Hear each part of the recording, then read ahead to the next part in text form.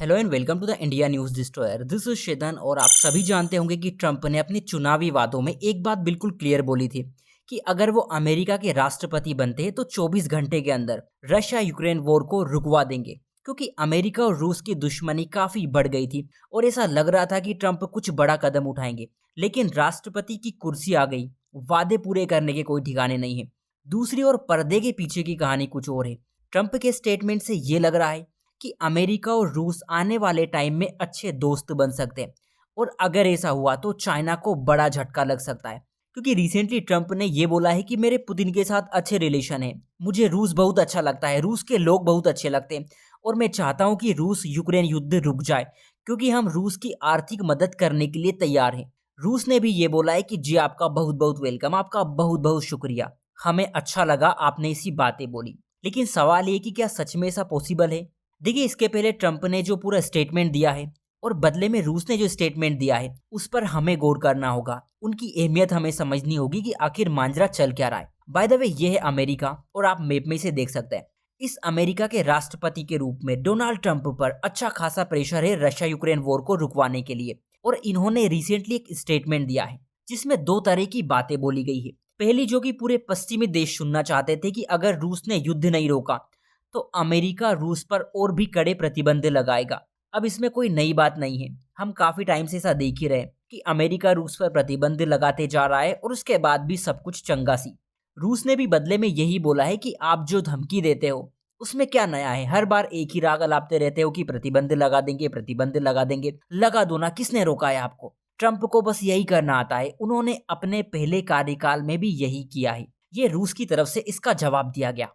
अब ट्रंप ने जो दूसरी बात बोली है ना, वो ज्यादा मैटर करती है। ट्रंप ने बोला है कि मैं रूस को कोई नुकसान नहीं पहुंचाना चाहता, यानी बिल्कुल हर्ट नहीं करना चाहता। मैं रूस के लोगों से प्यार करता हूं और पुतिन के साथ मेरे अच्छे रिलेशन हैं, बिल्कुल जय वीरू की तरह।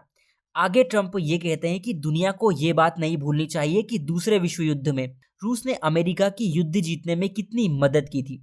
दूसरा विश्व युद्ध 1939 से शुरू हुआ था, जो कि करीब करीब 1945 तक चला था। आप कह लीजिए कि ये सीधा सीधा नरसंहार था, क्योंकि बहुत सारे लोग इसमें मारे गए थे। इस युद्ध में दो ग्रुप थे जिसमें बहुत सारी कंट्रीज थी, लेकिन यहाँ पर हम मेन कंट्री की बात कर रहे हैं। पहले ग्रुप में अमेरिका, रशिया, चाइना, फ्रांस और यूनाइटेड किंगडम था, और दूसरे ग्रुप में जर्मनी, इटली और जापान। अब रशिया के रोल की बात करें, स्पेशली अमेरिका की हेल्प में, तो नाजी जर्मनी को रोकने के लिए या उसके खिलाफ लड़ने के लिए रूस ने अपना पूर्वी मोर्चा युद्ध के लिए खोल दिया था।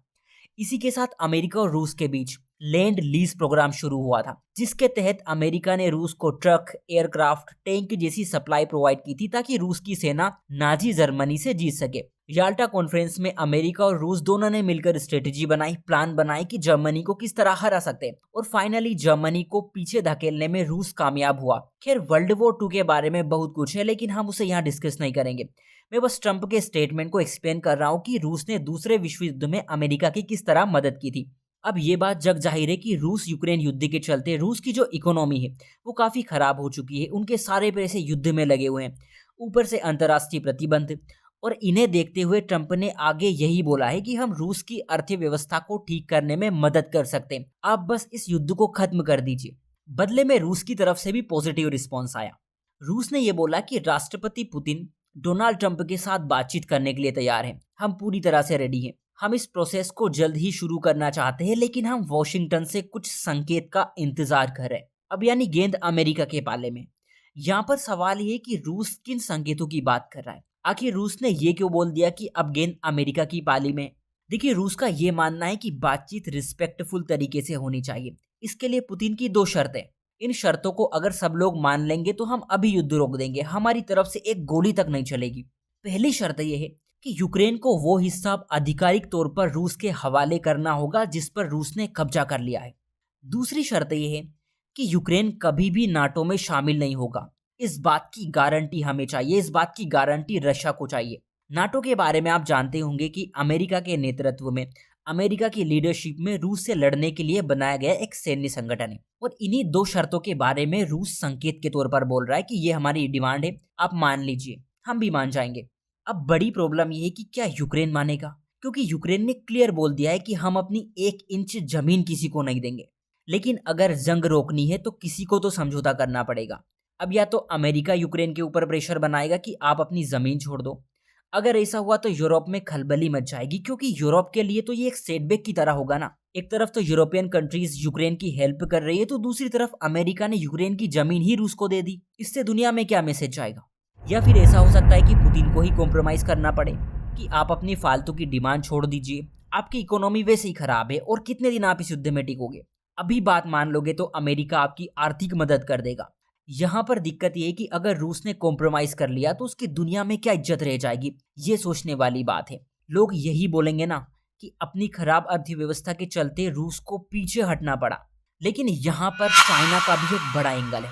चाइना कभी नहीं चाहेगा कि अमेरिका की लीडरशिप में ये डील हो, क्योंकि अगर आने वाले टाइम में रूस और अमेरिका के रिश्ते अच्छे हो गए तो चीन पूरी दुनिया में अलग थलग पड़ जाएगा। इसलिए चीन रूस के ऊपर जरूर ये प्रेशर डालेगा कि कुछ भी हो जाए अपनी शर्तों पे कायम रहना, अपनी डिमांड मनवा के ही रहना। हालांकि अभी इसके बारे में ज्यादा कुछ कहना एक जल्दबाजी होगी, लेकिन आने वाले कुछ दिनों में ट्रंप डेफिनेटली पुतिन से मिलेंगे। कुछ भी हो सकता है। ट्रंप पूरी कोशिश करेंगे कि वॉर रुक जाए, क्योंकि ट्रंप खाली हाथ वापस आएंगे तो अच्छा नहीं लगेगा। दूसरी ओर शी जिनपिंग पावर बैलेंस करने की कोशिश करेंगे कि रूस कोई बड़ा समझौता ना कर ले, वरना चाइना के मंसूबे कामयाब नहीं हो पाएंगे। उधर यूक्रेन पर भी प्रेशर होगा कि कहीं इन महाशक्तियों के चक्कर में खुद ही बेवकूफ ना बन जाए। देखना दिलचस्प होगा कि आगे क्या होता है। सो आज के लिए इतना ही। Take care and thank you.